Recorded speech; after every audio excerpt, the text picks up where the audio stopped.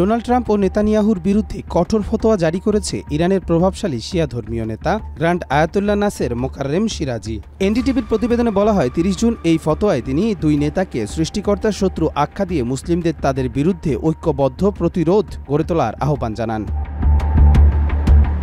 তিনি বলেন, ইসলামী নেতৃত্বকে যারা হুমকি দেয় তারা কার্যত ঈশ্বরের বিরুদ্ধেই যুদ্ধ ঘোষণা করে। এ ধরনের ব্যক্তি ইসলামী দৃষ্টিতে মহারেব অর্থাৎ যুদ্ধপিপাসু হিসেবে বিবেচিত হবে, যার শাস্তি হতে পারে মৃত্যুদণ্ড, অঙ্গচ্ছেদ কিংবা নির্বাসন।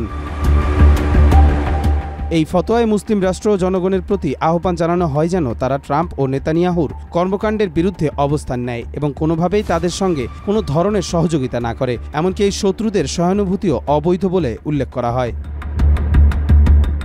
সাম্প্রতিক ইরান ইসরায়েল সংঘাতে পারমাণবিক বিজ্ঞানীদের হত্যা ও পারমাণবিক স্থাপনায় হামলার ঘটনা উত্তেজনা চরমে পৌঁছেছে। যুক্তরাষ্ট্র ইসরায়েলকে সহযোগিতা করলে পাল্টা হামলা চালায় তেহরান। এই প্রেক্ষাপটে ফতোয়া জারির ঘটনা ঘটল, যা মধ্যপ্রাচ্যের অস্থির পরিস্থিতিকে আরও জটিল করে তুলতে পারে বলে আশঙ্কা করছেন বিশ্লেষকরা। কবির চৌধুরী, জয়, মাই টিভি।